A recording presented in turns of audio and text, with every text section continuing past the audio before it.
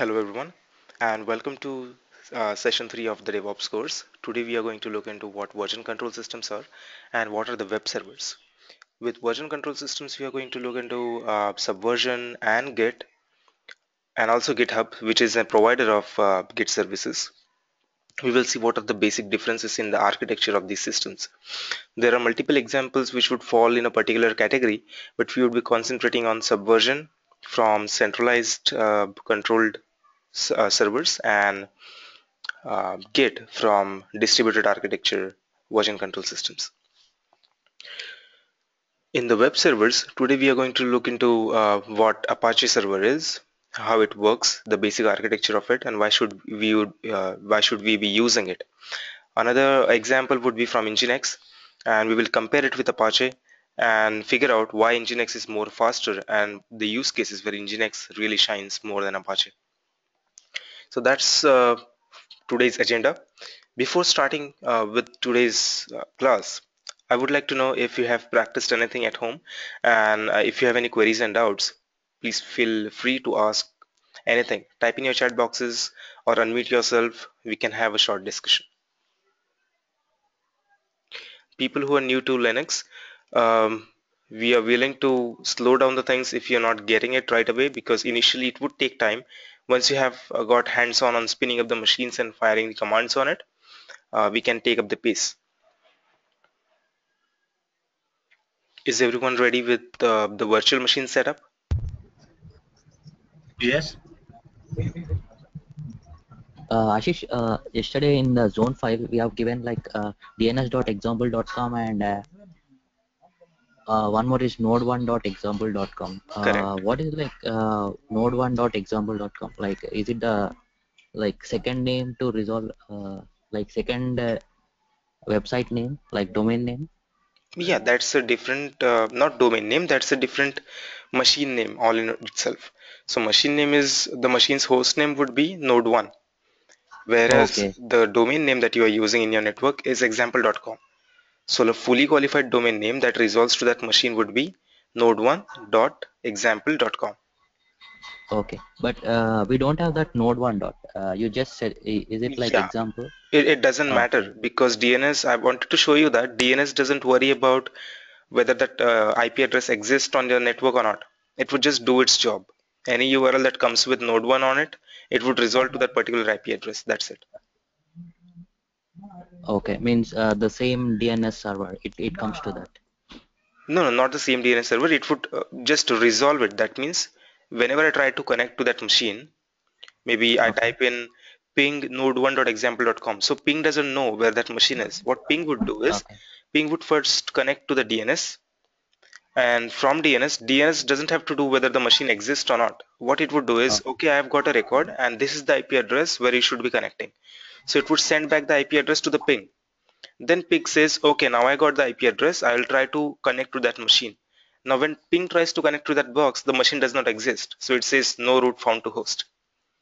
Okay. Well, like if you ping the like it will show node does not exist. If you ping that node one, Right, but if you ping DNS, it okay, would exist. If you it bring will. up the machine, if you start node 1, okay, if you create a machine with name node 1 on it and the IP address is then added to DNS, then it would be able to connect to that box. Okay. And the one more thing is like you in zone entries you are given db.127 and for reverse you use db.192. Right. How we will be knowing that the number 127 and 192? Well, knowing the files, it doesn't have to do anything with the numbers or the names. Knowing Okay. files is all set in the zone, not the zone file, the config file, which is name.conf.local. This is the file where we Okay. have Okay. set up the file names. So the file names could be alpha, beta, gamma, anything. Okay. Okay, but it has to be And set up in the zone records. That's it. okay. And one more thing like we have given like okay, nothing. Fine. Okay, cool. Any more queries from anyone else?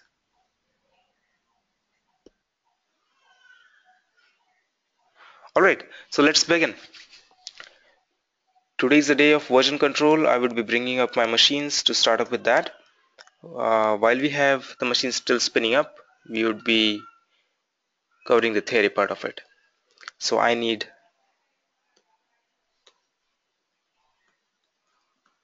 subversion.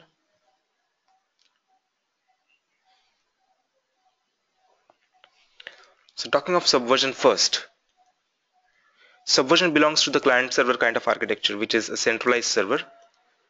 Okay, the architecture is client server. So everyone knows what client server is, right? There would be one central single server which would be there. You can create a backup of that server as well with replicating replication, or have some RAID set up so that you still have the backup of the server. Subversion doesn't provide implicit cloning of the machines like Git provides. Okay, so that's one of the problem here. Client server architecture means a centralized architecture. Okay, there would be one single server. That server would be called as subversion server. It shares all its data over HTTP. So I would say SVN server, we need HTTP protocol for serving it. Then we have a number of clients to it. Now these clients would be your actual developers. Okay, so the developer sits here. Developers do not hold the repositories. Repositories would be on the server side itself. So what does the developer have? Developers has only the workspaces. So on the server side, you will have your repository. Repository has files as hash plus history. Okay, and on the developer sides, we have workspace. That means you could actually see the files. On the server side, all the files are actually stored in a database. All the records are stored in database, and a few hashes are also maintained. Okay, so you cannot see the file as it is available on your system. It's only when you request the file, it would generate that file as HTTP and it would send it back to the client, and client would regenerate it back on your system. You do not store any of the history on the developer side. Okay, developer side, it would just be storing bare files. You would be able to see those files, see the text what is in it, modify it, commit it back. So there are four basic operations here with subversion. One is checkout. Okay, another one is update. Then there is commit. Then there is revert. Okay, so what checkout does, checkout would get you the fresh working copy. If you want complete code or just a single file, what you could do is you could type in the command svn checkout and the URL from where you need the code. It would ask you for the credentials for the first time. It would get all the code right from the scratch, everything in the workspace, down from the server to your developer machine. That's checkout. If you don't want to do that, because there might be code which would be very big in size, maybe 1 GB or 2 GB of code, if you try to download it over HTTP and your centralized server is taking too much of load, you will actually get the speed which is less than 10 kbps. Believe me, even less than that. And it would take a lot of time, a lot many hours. So if we don't want to do that, what we would do is, instead of doing all these things, we would just use update. If you have checked out the code for the very first time, okay, for the very first time you need to do a checkout. After that, if you just need a few files to be updated, that means someone has committed the code back to the server. All right, committing means sending the code back to the server, updating the code on the server. If someone has done it and you are doing an update, then your subversion clients would check what revision you are at. If you are at revision number 1, 2, 3, and the server is at revision number 5, then revision 4 and 5 would be copied back to your machine. That's how update would work. Now, since there is no repository and no history stored on the developer sides, whenever you commit, you actually commit to the server directly. So if you commit the code goes to server in Subversion. Okay, server will maintain its own records, its own history. You would be just sending the code along with the comments, and it would provide you with a number. That number is called a change number or revision number. That means my change was recorded at ID so and so. It starts with 0. It keeps on incrementing. Every time you get a new change, a new number would be assigned to it in incremental fashion. So it is 0, 1, 2, 3, and so on. Okay. I have seen systems reach more than 20,000, 30,000 of commits and revert. So what happens if you receive the code from the server and you are making some changes to it? Whenever you are making some changes to that particular code and you find that at point in time you made some wrong changes and you want to get back, you want to get the server copy again. So there are two ways of doing it. Either you revert it. There is a command. All these are commands, okay? svn checkout, svn update, svn commit, svn revert. There are many more, but these four are the very basic ones. So whenever you do svn revert, it would switch back to the copy which is stored on the server. Any of the changes that you might have done would be scratched off. It would be all deleted. Okay, that's one way of doing it. You could imitate revert by doing some hacks. What you could do is you could delete all the files to which you have made the changes. Literally delete them. Okay, and then update the code. So whatever is deleted would be again received from the server, and your working copy would be just as same on the server side. Okay, remember these four steps on the client side. On the server side, it's more easier. I'll show you how to set up svn server. So very first we will have to bring up a machine, which we did.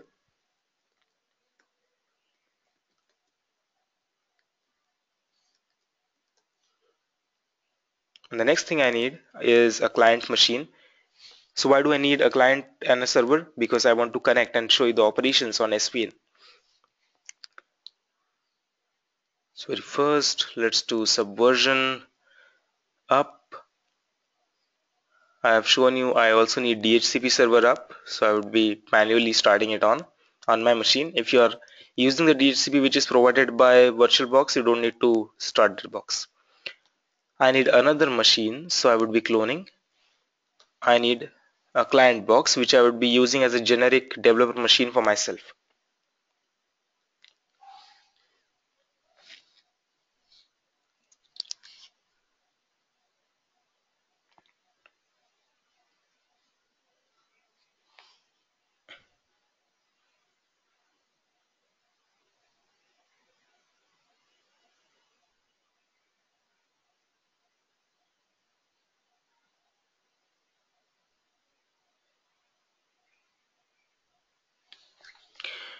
Alright, let's start up the client. So to the subversion,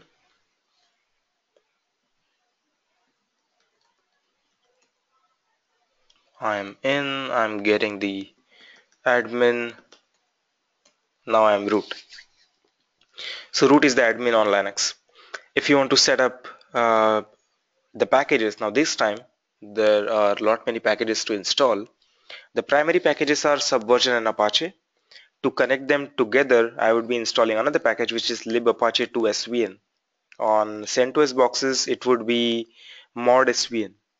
Okay, so the package names are different. Apt-get update, like regularly, let it finish, and then we would be installing the packages.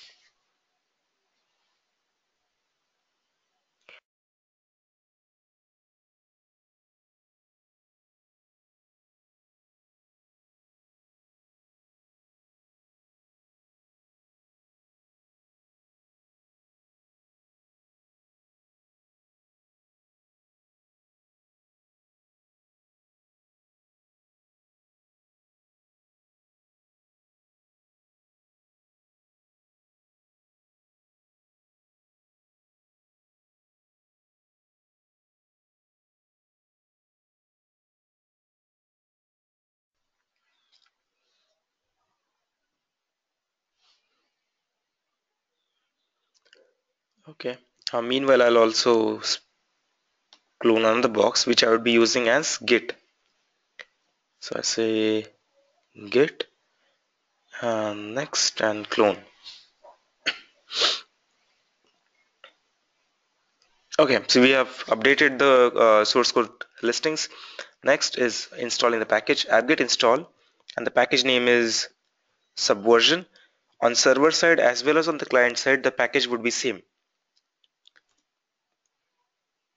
Then I need protocol HTTP. Okay, for HTTP protocol, we need a server called Apache, which would be any web server would do. So it is Apache 2. Then the module that connects Subversion and Apache. Apache doesn't talk repositories, right? It doesn't understand what Subversion is supposed to be doing in the background. So there is a module that connects both of these together. So the module name is Apache 2 hyphen svn, and another utils package like we have installed for bind9 utils, we are going to do it for Apache 2 utils. Okay, so all these four packages have to be installed when you want to set up Subversion on the server side.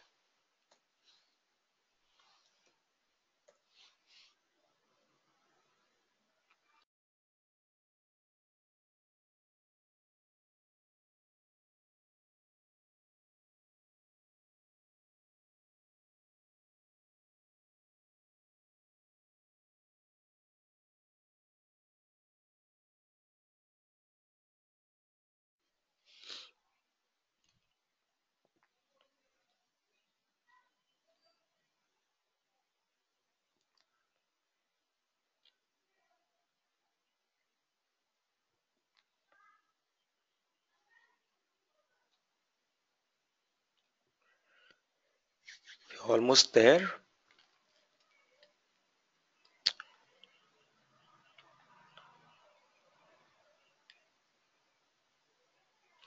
Okay, so if you see, there have been a few warnings, but it's not a big deal. What it says is restarting web server Apache 2 could not reliably determine the server's fully qualified domain name. Okay, why? The reason why, if you check the etc hostess file here, it would say that the host name is Ubuntu.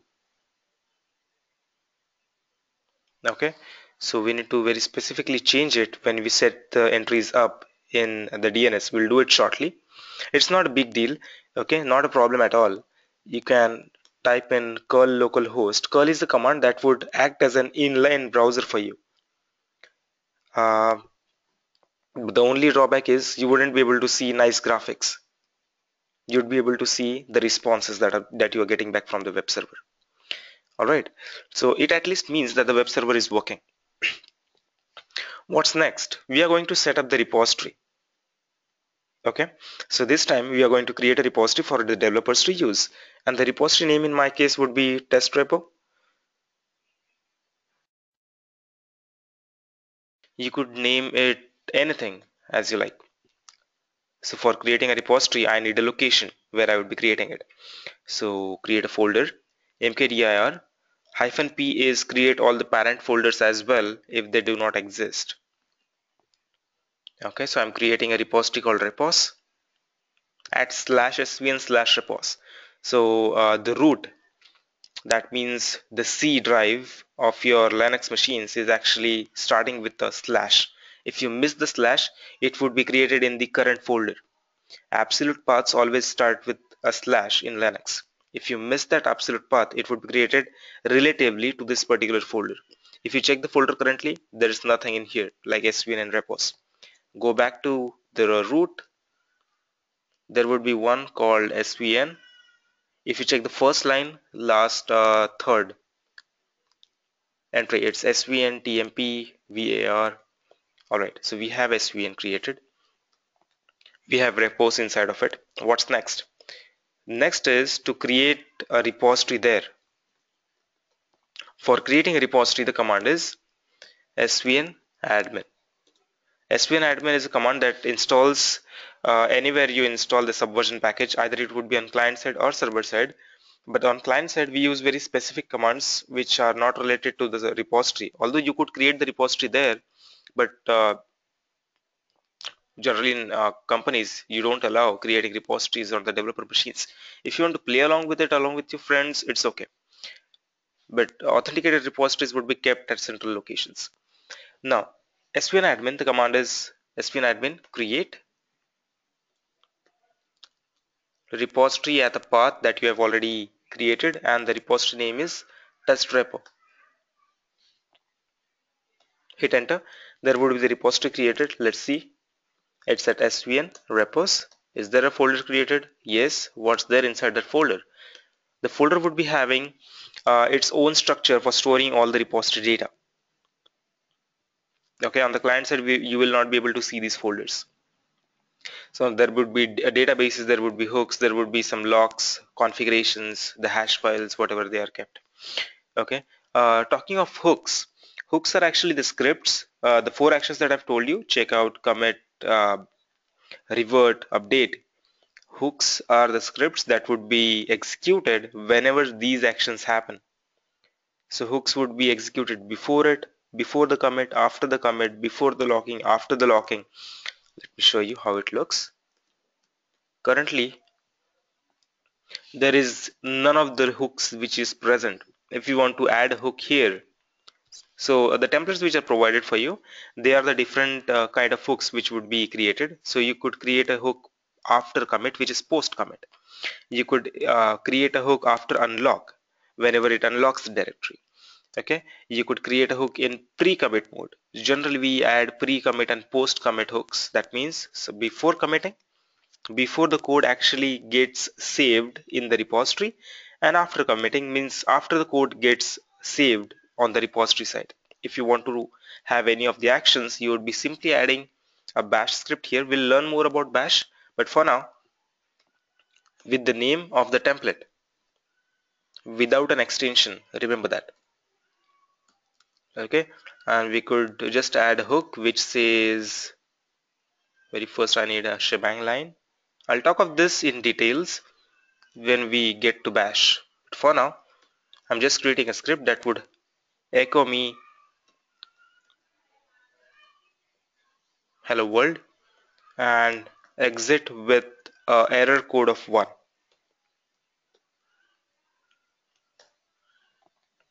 We have added that as pre-commit. Now I also need to change the permissions of it. I'll make it executable for all. And file name is pre-commit. Done. So there would be a file pre-commit created on the top row, second column, which would be called whenever we try to commit. Okay, so this would not let us commit currently because it is terminating with the error code. We will see this shortly, how to deal with this problem. So what pre-commit would be having? Pre-commit would be having any preliminary level checks that you don't want Jenkins to handle. It would be before committing. Okay, so if you want all the code to be syntactically correct, add a syntax checks there in a script and return with the error code whenever there is a problem. If there is no problem, return with the error code of 0, which means success in Linux. So we are on the subversion box. We have set up the repository. What's next? We want to serve this repository now. To serve this repository, I want help from Apache. So let's go to Apache. Let's see Apache. So this is where all the configuration files would be kept for Apache server. Okay, so on Apache server, this is the folder etc apache 2 where all the files would be kept. I want to share the URL. For that, I need to create a website. Okay, so I wouldn't be creating a code here, no fancy HTML things, but just the module that we have installed. We want Subversion to handle all the requests which are coming at a particular URL. So cd to, now there are multiple folders in here in Apache. If you see, there would be folders that say conf available, mod available, and sites available. So that means these many modules or these many websites or these many configurations are available. And out of these configurations, how many of the configurations or modules or websites you want to use, all those things would be copied again or created a soft link, okay, or a shortcut in Windows in the respective folders like conf enabled, mods enabled, and sites enabled. So what we're going to do is I'm going to cd to sites available for now, sites available, and in sites available we would be creating a configuration file for ourselves. Okay, so let's create one. The configuration name, write any name, but just remember what you're typing in. I would say test repo.conf, and now this code has to be written. For the URL that would be coming from the browser, if it ends in /svn, in that case, load the module called svn, set up the svn parent repository path as /svn/repos. Now this is where all your repositories are kept. I want to authenticate it. I don't want anyone to use it.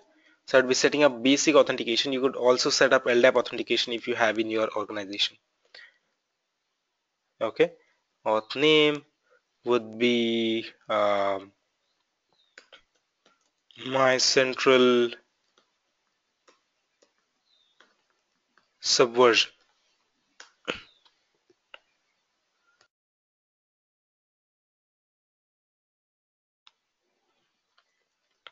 Okay. Then the file where you're keeping the username and passwords, it would be etc svn password. Now this is the location where I'm keeping it. You could keep at some other location if you want to. Require a valid user. Okay, that's what it says, and then end this location tag.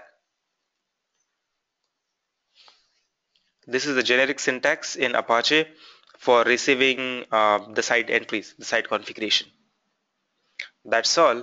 If everything goes right, and if you have set up the things correctly, there is no spelling mistakes or anything into that, we should be able to bring up a website by typing in just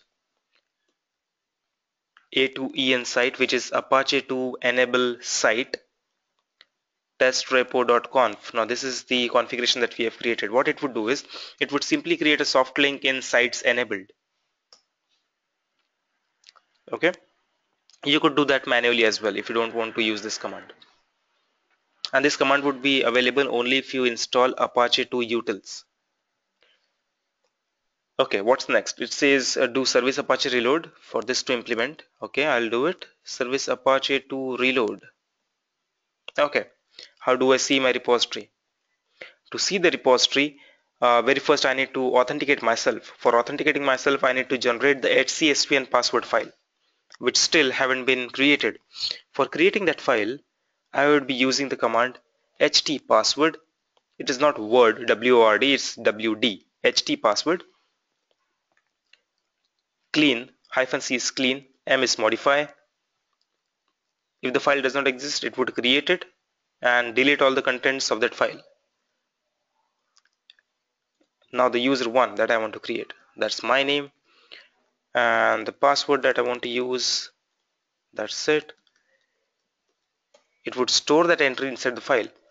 So let me show you. It's svn password, there's my name, and a hashed password which is stored in there.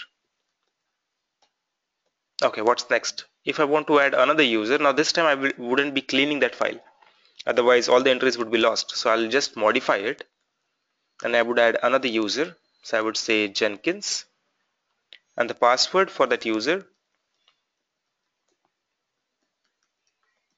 of course with LDAP you don't have to add usernames and passwords, it would be already with there. Okay, so you are all set now. How do I access that? I need IP address 56.60, so let's do it on the browser. We need to type in that IP address.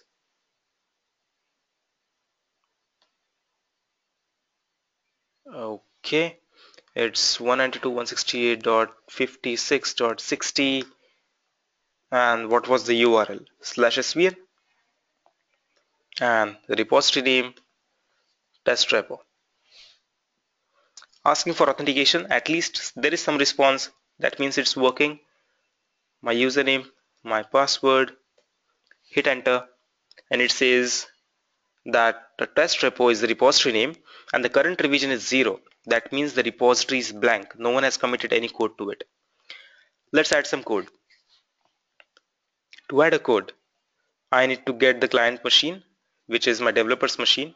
Now what I could do is I could either connect to this SVN server via IP address, or we could use our DNS.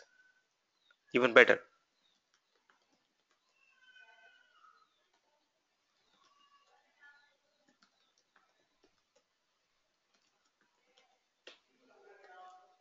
Let me check if my result.conf is set up to be correct. It seems right, but I don't need these two entries, so I'll remove them for now. Okay, what's next? Try to connect to the box. Does it connect with an IP address 192.168.56.60? Okay, that works, but I don't want to remember the IP address. So what I would do is I would connect to the DNS. If I do nslookup right now, nslookup on my DNS, which is dns.example.com, it should give me some IP address. It's 56.1. What does it say with SVN? Okay, so my DNS has got an entry, but it's probably the wrong IP address which is set up there. So what I'll do is I will go to my DNS and we will change some entries so that it points to the correct machine. So I told you that it doesn't validate what is the IP address of the box or whether that machine even exists. It has nothing to do with it. This also creates a danger of configuring different IP addresses in forward and reverse resolution. So where is the file kept? It is at cbind db.example.com for forward resolution. SVN is there. Yeah, it's there. IP address has to be 56.60. So I changed it. We will need to have in DNS and SVN. Okay, just two machines. All right. The next one is reverse resolution, which is db.192. Again, I need to set it up. Now this time I would be setting it up to 60, 56.60, right? And then do service bind 9, restart. If everything is okay, I do NS lookup again. I get the perfect IP address. So if I'm doing ping svn.example.com this time, it would automatically resolve to 56.60 and it would get the system running. Cool. So instead of using the IP address, now I could use the names. Let's check out the code. I'm here. I'll remove this test folder for now. Don't need it. And we will check out the code. svn checkout. There are also abbreviations to the commands. So what you could do is you could simply say svnco means checkout. Svn up means update. Or you could type in the complete name. Svn checkout from where? From HTTP. I could write the IP address here, but this time I don't want to. I would be using svn.example.com. Looks more elite. URL is /svn/test repo, and we want to dump it into a folder. If you don't provide a folder, the folder would be created with the same name, test repo. So I won't pass it. Although I need the username and password to be passed to it. If I don't pass it, it would ask me for one. Okay. So let me pass the username. Username is this. It says okay, Subversion is not installed. Let's install it. Apt install Subversion. I told you that the package is same on the client as well as on the server side. So the same package has to be installed here as well.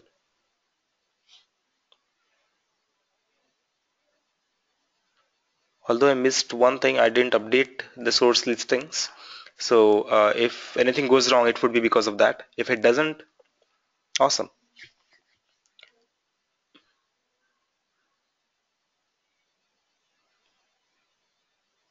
Good. So we didn't get any errors. I'll fire the command again, svn checkout. From that URL, username should be my username. It would ask me for the password. Provide the password that you have entered. It is asking store the password so that you don't have to enter it again and again. I would store it, and it says checked out at revision 0. Is there a folder? Yes. Is there any file inside of it? No. Is there any hidden directories inside of it? Yes. So .svn would be holding all your initial bootstrap configurations. So where to connect, what credentials to use, how many files are there, what are the state of files, any hashes if there are any, they would be all kept hidden in .svn file. Everything that you would see in this folder except the hidden folders is the workspace. So all your raw files would be present here. If I create a file index.html and I'm writing in hello world, okay, let's make it some another thing, hello world from index,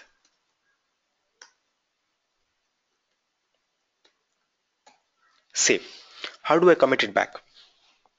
To commit these things back, I would say svn status. So check the status, how many of the files are still untracked. So question mark means untracked. I would do svn add this file to the tracking.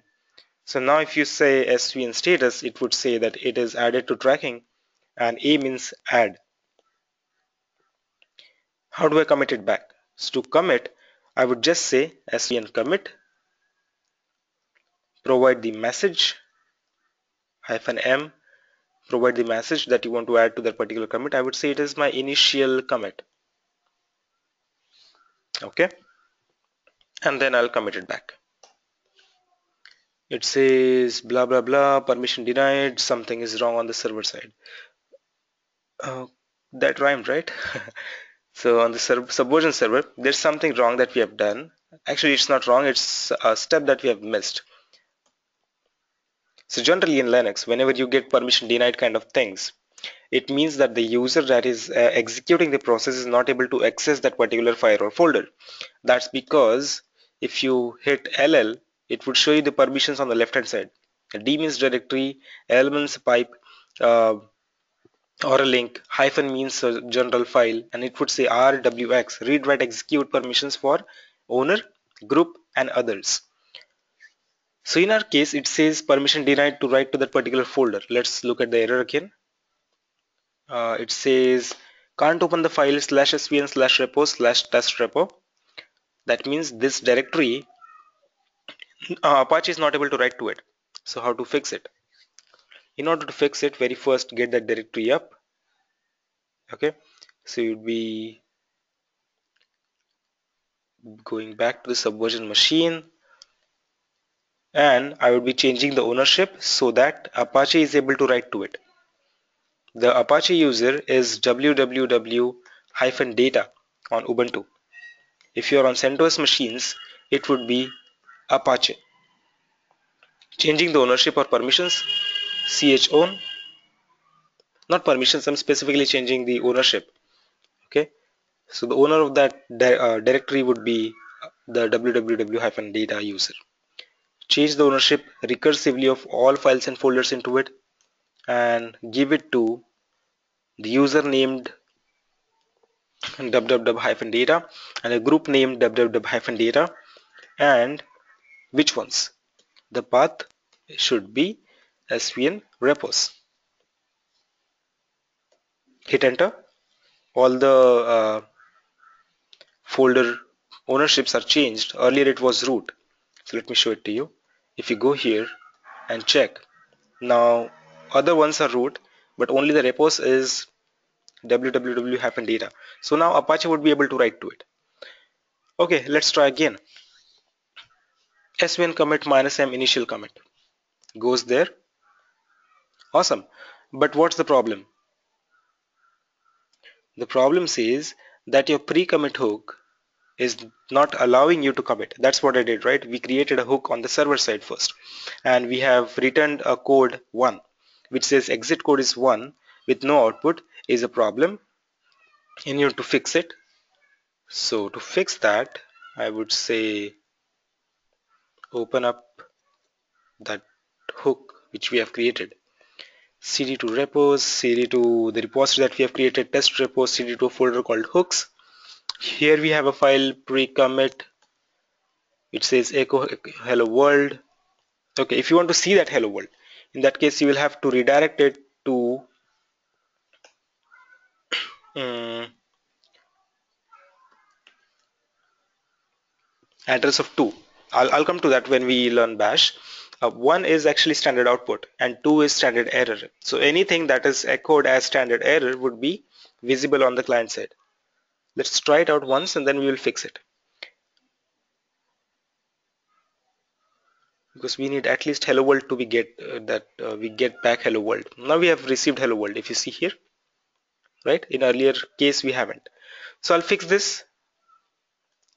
I will make it return 0.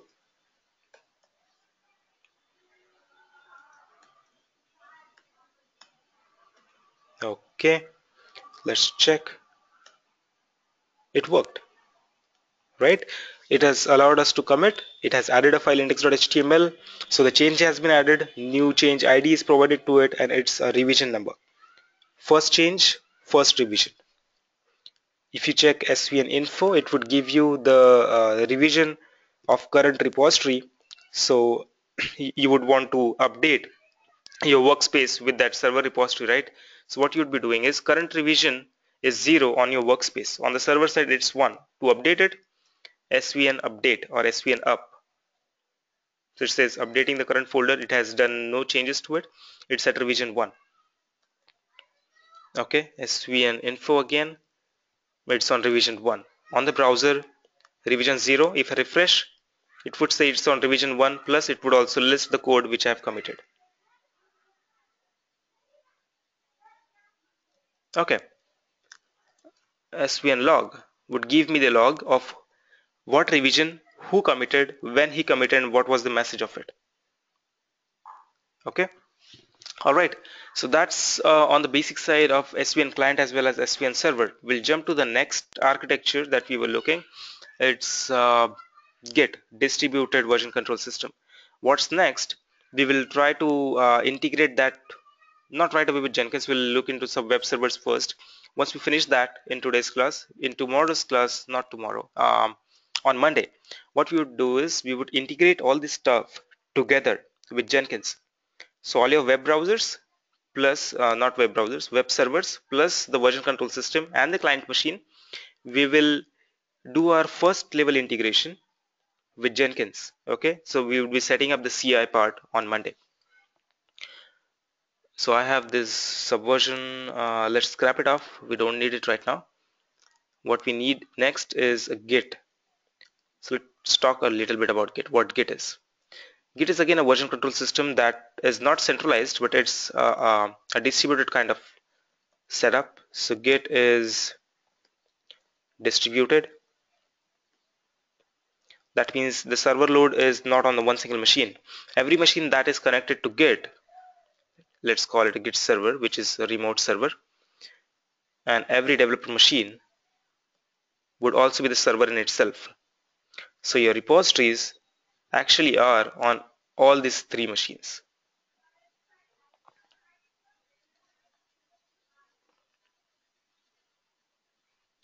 Now here there's a little bit of difference. The repository which we create on Git server is a bare repository. What's the difference? The difference is you have seen the repository on the Subversion side, right? There were no files and folders which were actually visible that we have committed, right? None of the commits are visible directly. So that's bare. No one is able to change any stuff directly on the server side. Okay, but on the client side we are able to see the files. So that repository, let's uh, well, Subversion doesn't create a repository on the client side, but Git does. So the similar repositories, when they are created on the client side, you will be able to see the files just like in case of Subversion. Okay, and that is called local repository. Local repositories would be present on all the developer machines. So what would happen if you commit? Whenever you commit, your code goes to the repository, right? So when you commit the first time to Git, it actually dumps itself into the local repository. It is not replicated onto the Git server. So Git server, you could take the code from Git server, okay, but when you want to push back, you could push back to any machine you want. Okay, you could push back to your friend, you could push back to your Git server. Doesn't matter. If you want to why Git server is being used in this case, then it is used only to keep a central reference point.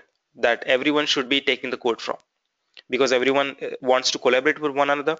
Everyone wants to share the code which they have committed and pushed.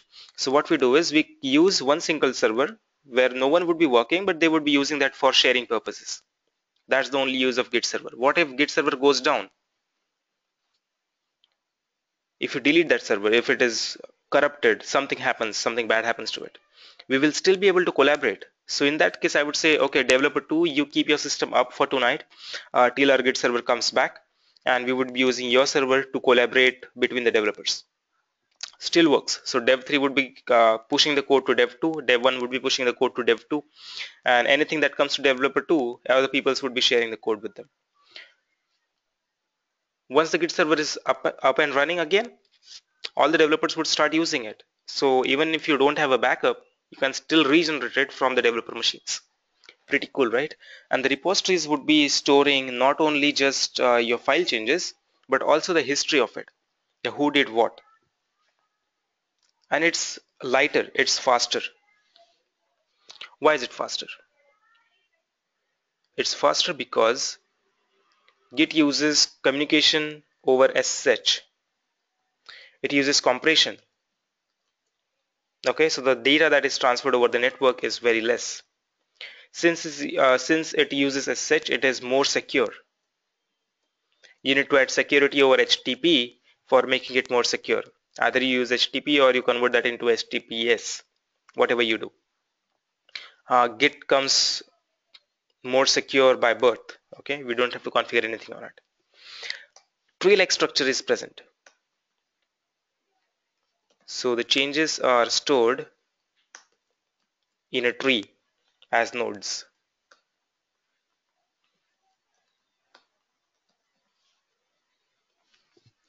All right, so you don't have to duplicate this stuff. So whenever you branch out,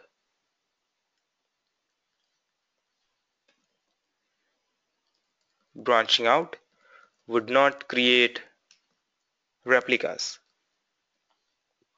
It does not duplicate the code whenever you branch out or you create a branch of it. Why do we need a branch? We need a branch which is exactly the copy of the parent, because we would be creating some features in isolation. We don't want to commit that back. Even if we commit it, other people should not be able to get the changes right away. We want to hold that changes for ourselves for some time. Okay, so for that branches are created. You could merge the branches back into the parent branch, whatever it is. It would be master branch in case of Git, or it would be uh, trunk branch in case of Subversion. Okay, so branching is not a big deal here. Big part is to set up the server side. Benefits are pretty much visible via we people are using Git these days instead of Subversion. But from collaboration perspective, Subversion is really good. Okay, so the operations in Git, how they move. Very first, we do Git clone. Then there is Git commit. Okay. Then there is Git push. And there are multiple commands which would be between it that I would be telling you. So what are these three commands used for? Aware of SVN checkout, Git clone uh, works the same way. Okay, not exactly the same way. The features are a bit different, but at a higher level. Git checkout, SVN checkout is used to get the complete code down if you don't specify the parameters. If you specify one single file, it would be helping you to get down one single file as well. But generally we don't use it because we can use SVN update to get all the changes down. Git clone does the same thing as SVN checkout at a broader level. It would get the code replicated to our machine in the first case, but it has also some more capabilities. It creates the local repository for us. Okay, Subversion doesn't need a local repository, it just needs a workspace. Git would create a local repository for us. On that repository you make some changes. That changes have to be added just like svn add. There is git add command using which we would be adding changes. Git commit would commit the code to local repository. Okay, now this is the point where the lifecycle changes a bit. Subversion would be pushing the code back to server and your lifecycle finishes there. But with Git, the commit action would commit the code locally, and after that you will have to replicate that code or push that code outside your machine to the remote server. That's when you hit git push, and you could also specify where to push it. So if I say git push to my friend's IP address, it would push that command, it would push the code to my friend's IP address. If I say git push to the server, it would push it to the server. Okay, let's see how it works.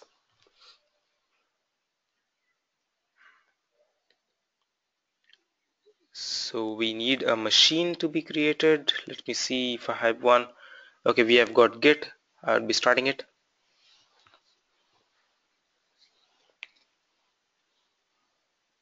We will learn more about SVN and Git when we integrate them with Jenkins. Okay, so nothing is left as completely finished. The integration part would be always left out from the topics, and we would be covering that whenever we integrate them with the tools.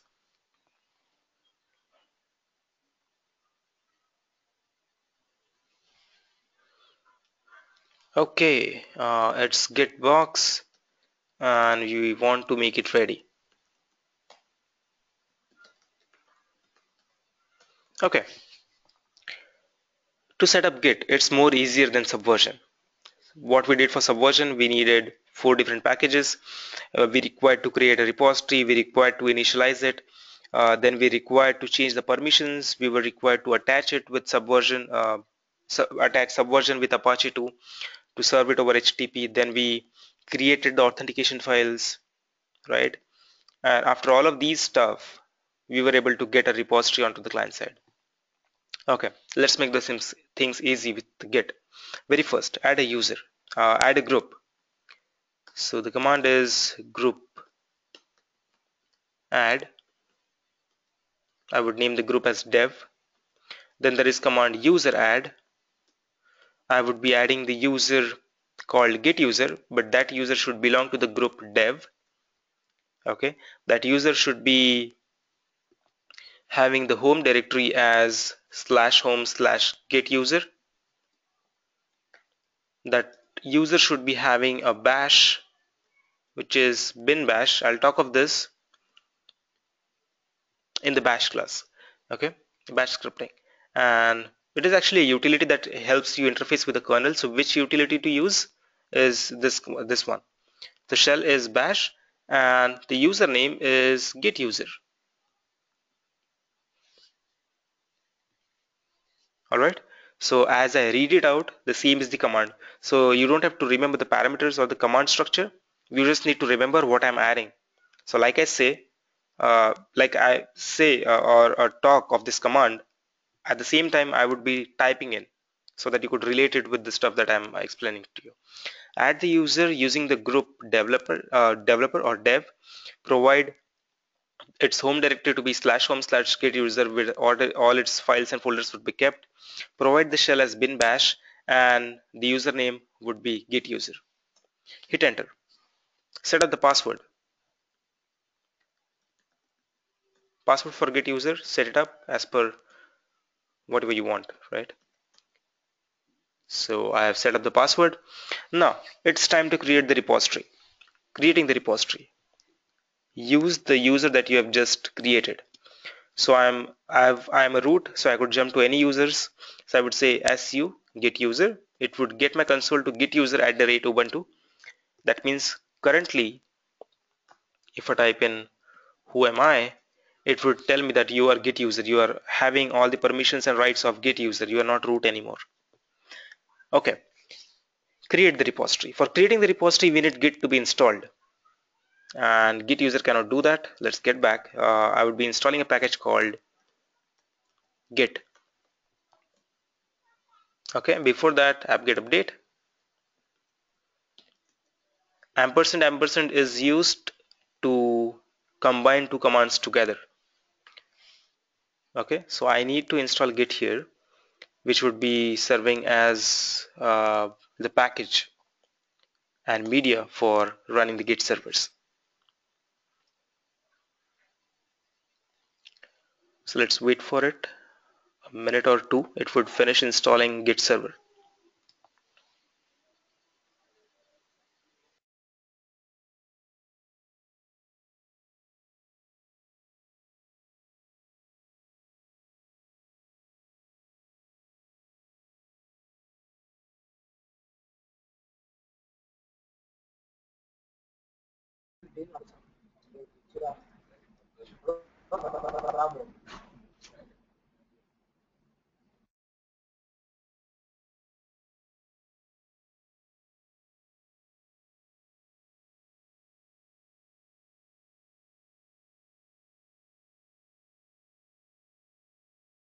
Don't worry, it wouldn't take 12 minutes or so. It's just 41 seconds to go.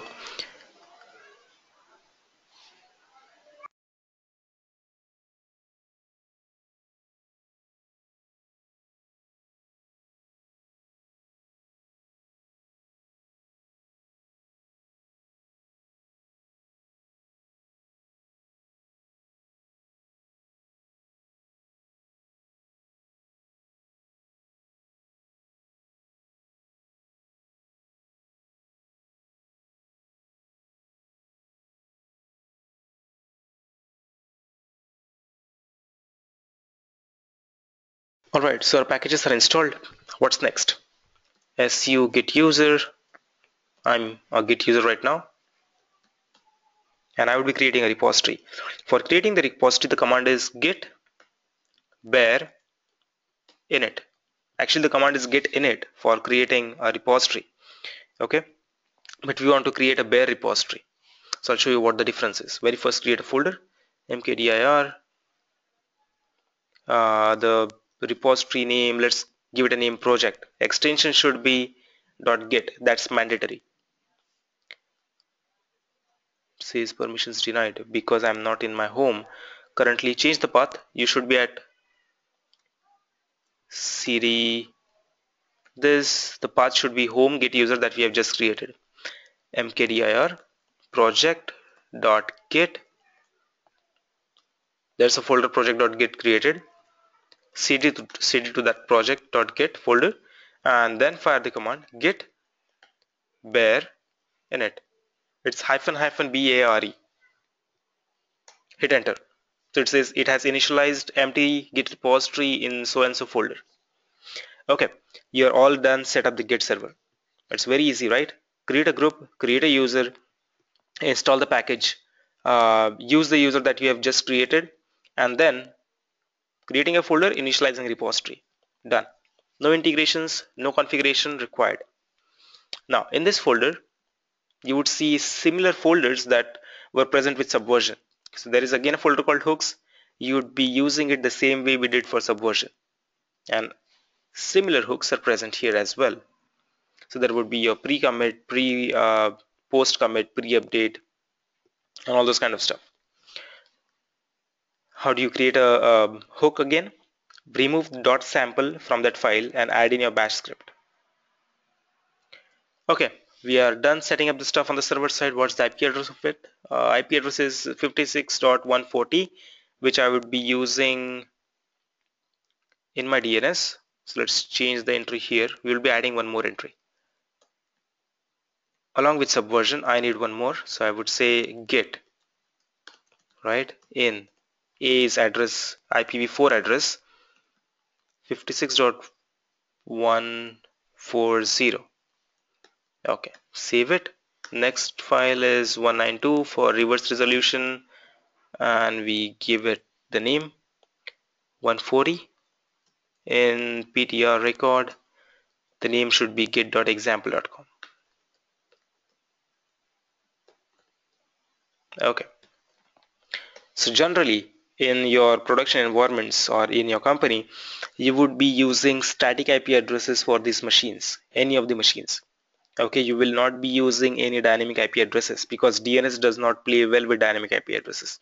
If the IP address change, your DNS would still point to the older one, and you will not be able to connect that to that machine using your URL. Okay, so git, does it work with uh, my DNS? Let's do it. And let's look up on dns.example.com. Does it resolve? It says no, there's some problem with it, so we'll fix it. Result.conf should be having entry of our name server only.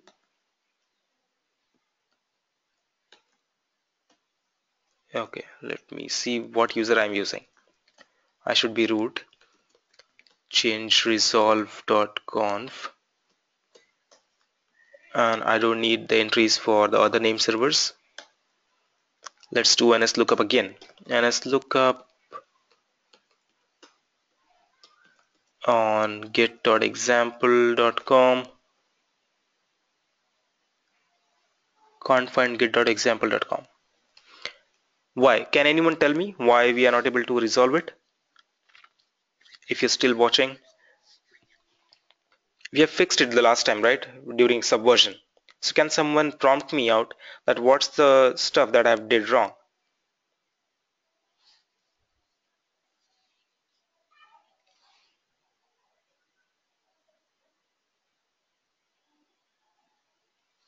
Anyone? We have added the entries correctly. We have set up the result.conf on the client side as well. But it says that it cannot find get.example.com. Do you need a hint? If you need a hint, just type in yes or no.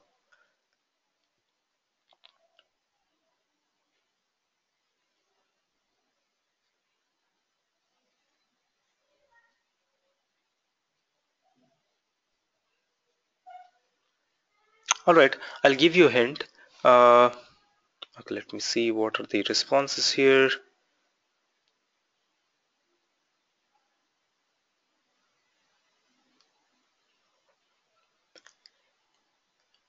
The hint is, look closely.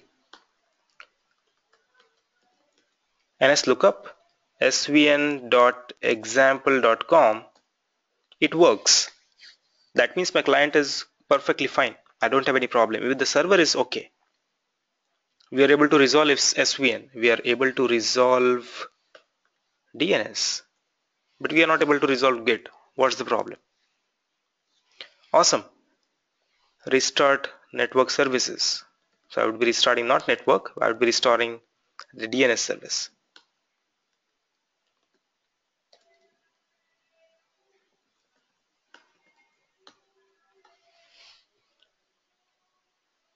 Okay. If you try Git now, it works. Awesome guys. Thanks. There's Git running. I want to connect to this box from the client machine, which is my developer box. So client machine's up. How do we check out the code? The command is git clone and clone it from that particular address.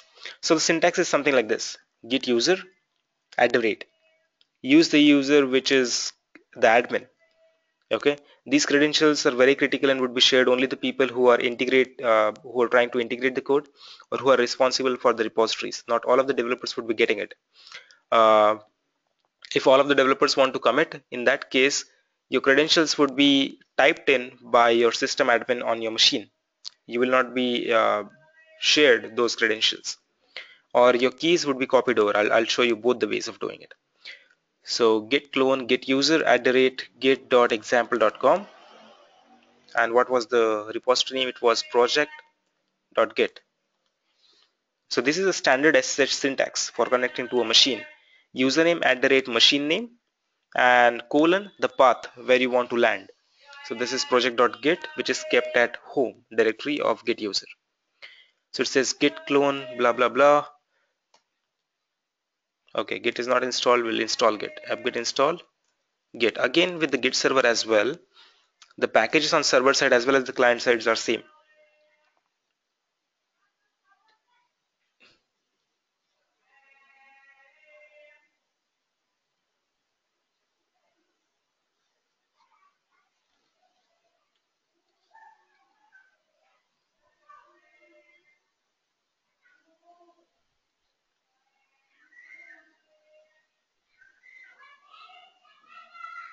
Trying to set up git.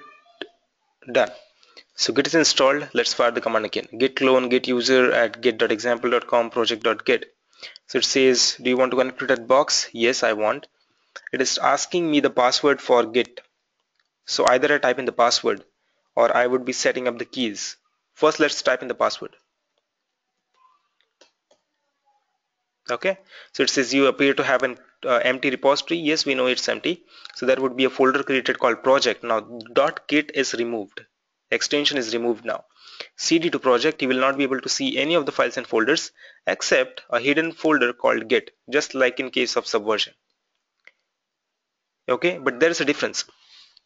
.svn folder in your local repository, not local repository, local workspace here, would be holding just the information of your remote repository. It will not be holding local repository in itself. Subversion does not host any local repositories. But with Git would be having all the different folders that you actually saw on the server side. Okay, so only difference is that on the server side all the folders are visible and there is no workspace. On the local side, on your developer machine, there would be a workspace which is visible, and all the server side folders will also be present on your machine, but they would be hidden in a folder called .git. Okay, let's create a file, index.html. I say hello from git, go save it. Next operations, add it.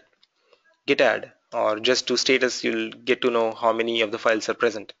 Index.html is not tracked. If you don't want verbose output, you could say -s. It would give you a short output. Okay, again the same syntax like in case of Subversion. We are going to add it. Git add index.html. If you want to add all the files, you would say git add --all, all, or I would say just hyphen capital A. Anything works. Adding it to the staging area, git add would add to the staging area. If I check the status again, it is added. But the difference with Subversion and Git is once you add the file in Subversion, it would be tracked for its lifetime. If you add the file here in Git, it would not be tracked for the lifetime. It would be only added to the staging area. Okay, the staging area holds the files which are supposed to be committed. So you will have to add it again and again. Whenever you make a change, you will have to add it to the staging area to explicitly tell that I want to commit this file. Then you do git commit. I would say it is an initial commit from Git. Okay, and it asks that who are you. My identity is still not visible to Git. Like in case of Subversion, we have already said that this is the username that you should be using. With Git we don't, so I need to tell who am I. So the command is git config. There are three different levels of configurations: local, global, and system. Local configuration is limited to one single local repository. Global kind of configuration is limited to one single user. So any number of repositories that are under that user would be getting those settings from the user level. That's called global level. Another level is system level, which is for that machine. Any of the users who would be creating the repositories on that box would be getting the settings from there. So I'm setting it up to my user level. Why? Because I'm setting up username, user.name, okay, my name, and user dot email address, my email address. All right, let's try committing it. Now that worked. What about git status? It's empty. Okay, so there is no file which is still remaining to be committed. So it has committed it to the local repository. It has not committed it to the remote one. So how do I push that code? So I would say git push the code to origin, that from where this repository was created, to the master branch. It would ask me for a password. Enter the password and you are all set. But I don't want to add username and password because I don't want to share that password to my developers. Okay, so how do I do it? So very first thing, I would be setting up passwordless authentication. Now this is the part where you would be learning about passwordless authentication in Linux boxes, how to set it up. I'm on my client box. The scenario is I have a developer who is using the client machine. I have a server which is sitting somewhere else. The server name is git.example.com. I want to allow the user on that particular machine to be able to commit to it without typing the admin password of git user. Okay, so how to do that? Very first thing, create a key sh keygen. I'm creating the keys for my local user here. Okay, whatever user you are using. Currently I'm using root. You would be probably using your own specific users. sh keygen. I would be creating the key. Leave the password as empty because we want to have passwordless authentication. Okay, what's next? We would be copying that key over to the Git server. The command is sh copy id -i install. Install where? Install it to git user on git.example.com. It would ask for the password. Now, these operations would be done by your system admin. Done. Let's check if we are able to push the code again without a password this time. So I'm changing the file vimindex.html. We'll say hello from git client. Save it. Again the same operation, git add index.html, git commit, uh, second commit without password. Okay, now let's try to do git push to origin master. Bravo, it worked without a password. Alright, so that's how git would work, okay, on the basic side. If you happen to explore more, I'm here to help you out with that, but let's go one step at a time. Next things, we were looking at web servers. What are web servers? Okay, web servers are the systems that we use to serve the data over HTTP protocol. And there are two different architectures, the major architectures. One is uh,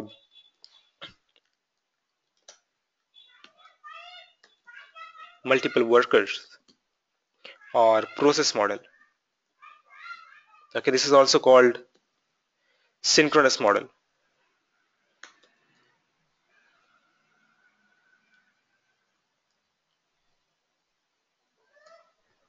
I'm missing the spelling, RONOUS, right? So that's synchronous model, and another model is called event based, okay, or asynchronous model. Now the synchronous model, there is a web server that defines itself as a synchronous one, which is called Apache. We have seen how to set it up.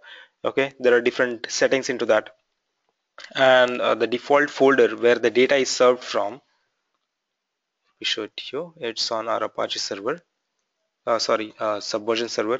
The default directory where it would be serving the data from is var www-html. So your default index.html sits here. If I hit curl localhost, it would be serving the data from that file. If I change that file, let's call it uh, changed content. Okay, and I do curl localhost again, it would give me the changed content output. There are different parameters to it. So Apache would be allowing you to install the different modules. It would allow you to set up the different websites. For now, let's understand that Apache comes in two different modes. One mode is pre-fork mode. Another mode is the worker mode.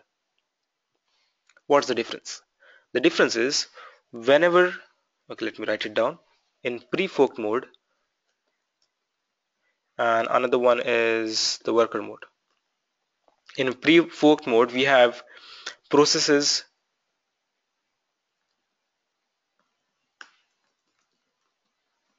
That means the process that would be serving the request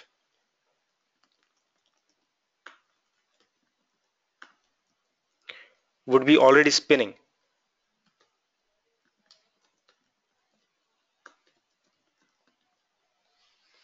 Okay, in pre-fork mode, we have worker processes already there spinning themselves. They would be already present on the machine to take in the request. So if you have 400 worker processes running, that means you could serve 400 concurrent users on your web server. That's what it means. Okay, it defines the capacity of your web server. Uh,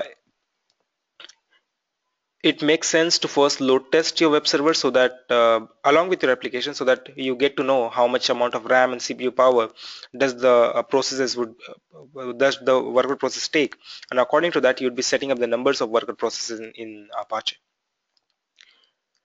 Next mode is the worker mode.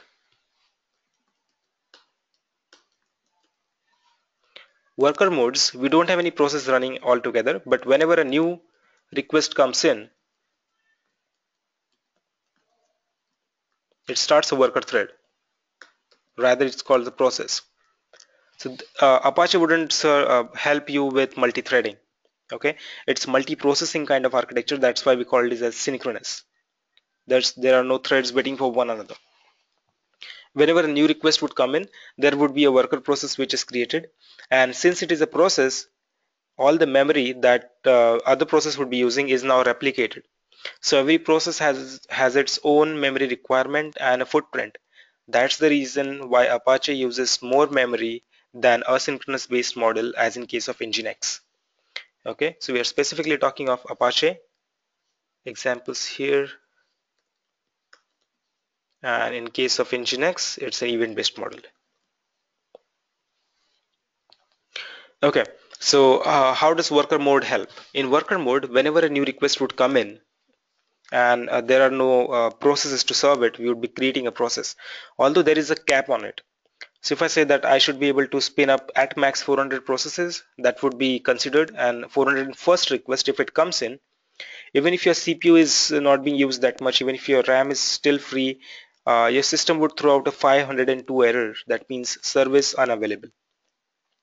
Okay, that means the processes are not available there to serve your requests. That's what you'll be getting out. So that's two different modes in which Apache would work. Okay, by default Apache doesn't serve multi-threading, so any of the language that you are using in the background with Apache, you will not be able to get multi-threaded environment there. That's the reason why we need separate application servers for Java that would be helping us in setting up multi-threaded environment for them. Even Python has its own web server. Apache is generally used in combination with PHP, okay, and MySQL.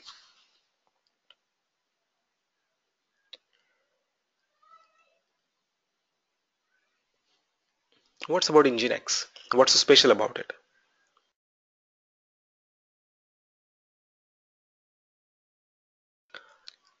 Nginx comes with event-based asynchronous model. Now in Nginx, the architecture looks something like this.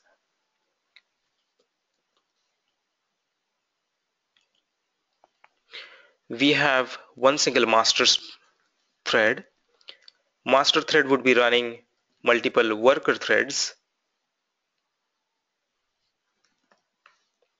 Okay, you could control the number of workers that are there. Now in case of asynchronous model, workers actually don't serve the request. They are only acting as listeners for the request. So the request would come in.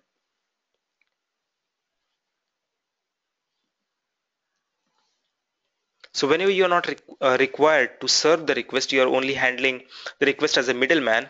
That happens very fast, because if the request is coming in, the work of workers is only to listen on that particular port. As soon as the request comes in, they would be spinning another thread. Okay, so workers are responsible for spinning the threads. There would be multiple threads that are created. I would call it as th1, th2, th3, and so on.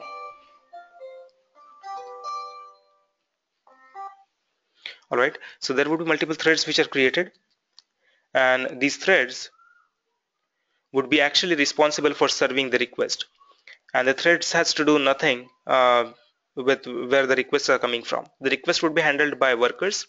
They are forwarded to the threads as and when the requests come in. So you could have concurrently thousands of different threads running on the machine, because it is not a process, it's not that bulkier. Data can be shared, memories can be shared. Okay, so the footprint remains very small. Another part of it is that all the threads have access to cache. We call it as proxy cache. So this proxy cache in Nginx is common, and it would be allowed to be shared between all the threads, workers. Master has nothing to do with that. Master just has a responsibility of keeping the worker threads alive. If by chance anything goes wrong on the ports and one of the worker thread dies, master would be bringing those worker threads up. Okay, worker threads would be spinning. So this is the line of control. Worker threads would be spinning, worker processes would be spinning the threads, and threads are responsible for serving the request. Threads in turn would be communicating with proxy cache. If the data already is present in proxy, in that case it will not be going to the disk to fetch it. It would directly serve it from there. And this proxy cache is huge. So most of the data or maybe even static files can be stored there directly in the in-memory cache. So Nginx footprint does not increase with load. That's what the benefit is. Even the processing power that is required is very low in comparison with Apache. So where do both of these really shine? Apache has got a method to implement modules inside of it. Right, you saw the folders called mod available. We have just integrated Subversion with it. You could integrate MySQL, you could integrate Redis, you could integrate Memcache, you could integrate PHP, Python along with Apache. Okay, but whenever it executes something in a dynamic website, because web servers are not only made for serving the static content. These days, web servers are responsible for serving the dynamic content as well. So whenever there is a dynamic request coming in, Apache would not be able to serve it. So what it'll do is it will forward the request to some compiler. Since Apache comes with modules pre-installed, it will allow the compilation to happen within its own process itself. That also increases the footprint of Apache. And every time there is a request, your compiler needs to be initialized. Then the request is served, compiler is scrubbed off, your request data, whatever has been returned by the compiler, is then sent back as HTML. And that is a lot of stuff to be done. Every time if you initialize the compiler, it is an overhead in itself. What Nginx does, if the request comes in with for a dynamic URL and Nginx doesn't find a file related to that, it would forward it to some background CGI scripts. Okay, in case of PHP specifically, it is called fast CGI module, which is always on module. Okay, so the compilers doesn't need to be scrubbed off every now and then. They would be already running. So the initialization part of compilers is all gone. You can keep the compiler in the background and all the requests would be separately forwarded to it. Thread has nothing to do with that. Okay, so the footprint of thread remains the same. Compiler is responsible for running the request in a asynchronous fashion, and the request data is collected back by threads and it is being served as a response. So compilers are not executed within the threads, they are executed separately. Okay, that's what makes the stuff faster in case of Nginx. So today we have seen theory part of it. We have already extended the time. It's 9:27 a.m. here, almost one and a half hour. We will see the installation and setup of Nginx in the next class. So what's there for next? In next class, we would be covering up. Let me give you an overview that what we are going to cover. In the next class, we are going to cover installation and setup of Nginx. We call it as Nginx. Okay, and then we would be looking into what Jenkins has to offer. We'll also integrate Jenkins with Apache, not Apache, sorry, with Subversion and Git. So this is the first step of build integration and forming CI structure that we would be looking at. So if you remember the demo session and also the first class where we have talked of the infrastructure structure, the infrastructure diagram, that the client machine would be sitting here, then the code would be moving to the version control system, from there to CI, from there to the deployment part. So on Monday we would be finishing up till the deployment section. We will be deploying the code to either Nginx or Apache. Okay, so that deployment would be very simple. We would be doing it using a simple rsync command. We will look at more complex deployments with Fabric and also with Puppet in the coming sessions. I'll say deploy with rsync on Apache Nginx. Okay, so this is for the coming module on Monday. um, I hope you come prepared. If you have any queries or doubts for now, you can ask me. I'm still here for another good 5-10 minutes, or even more if you want me to discuss on something.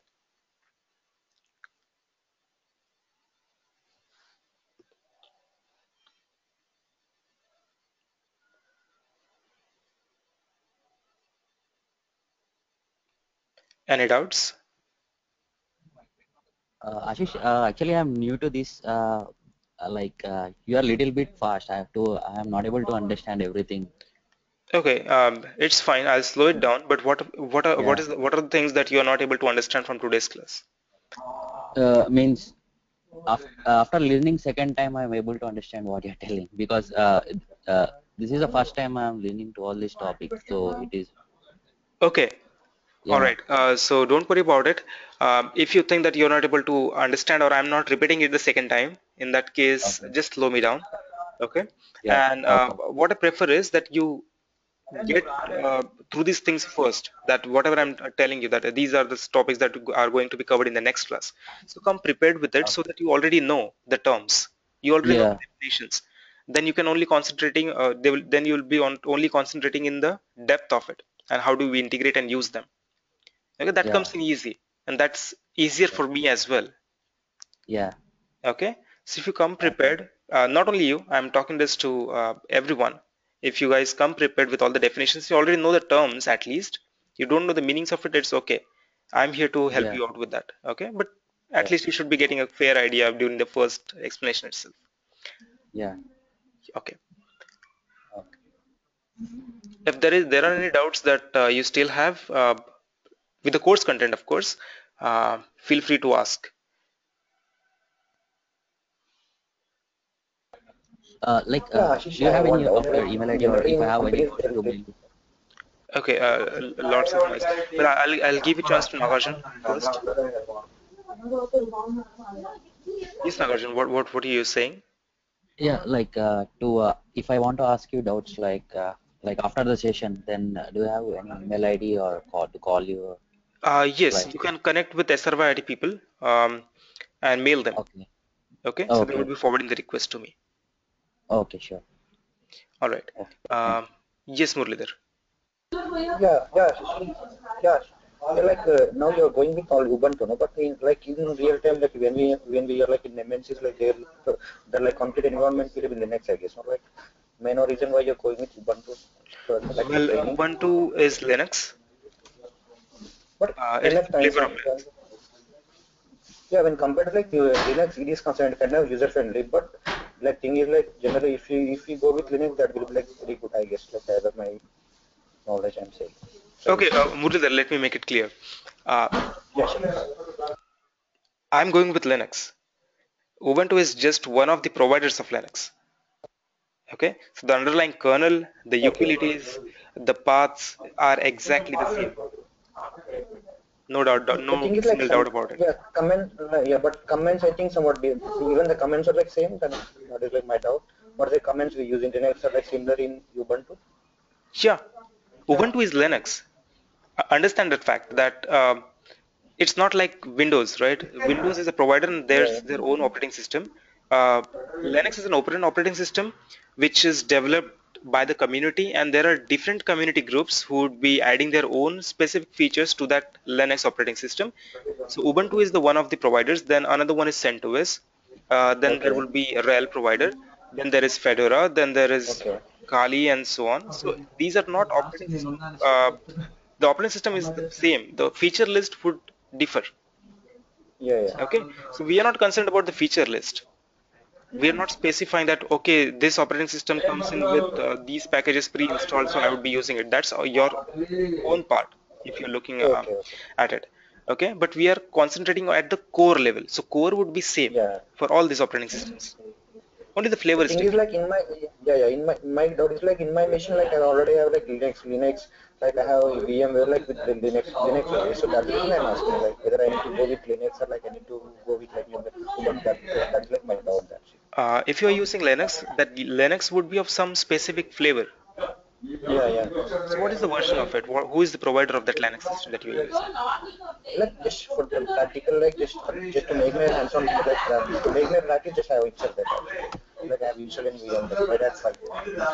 Hey Murli, it's there is a lot of noise in your background. I'm not able to hear you clearly. Sorry, sorry. Yeah, like I'm using a Red Hat 5, Red Hat Linux 5, like version 5 I'm using. Okay, you're Like I'm using Red working on Hat. it. Let Yeah, me talk yeah. more on two flavors, Red Hat and like Red Hat and CentOS fall in same category. Then there Yeah, is yeah. Ubuntu, which is falling in another category. So these two Okay. flavors are completely different, other than from the providers. Okay, okay. RPM packages would be used on your Red Hat and CentOS boxes, whereas Debian packages, these machines are called Debian machines when we are talking of Yeah. Ubuntu. Okay, so Yeah, it would yeah. be Okay. a little bit different, but from the packages, but from the paths perspective, it is going to be same. If the Yeah, package like for name is example, now different, I would you're, be pointing it yeah, out. for example, now you're using VM for to open a VI. Like if you even like if you go with like Red Hat Linux, you will generate VI like a command when to open a VI reader. Like so, I feel like somewhat different. That's the reason I have diverted searching. Yeah, very petty differences. Okay, so those are Yeah, not the yeah. major ones. So if you Okay. go in like if once we are in a compare like generally they will prefer this Red Hat I guess no that's the reason my doubt. So if since from day one if you are a bit perfect in handling with Red Hat that should be fine I guess like I'm thinking that.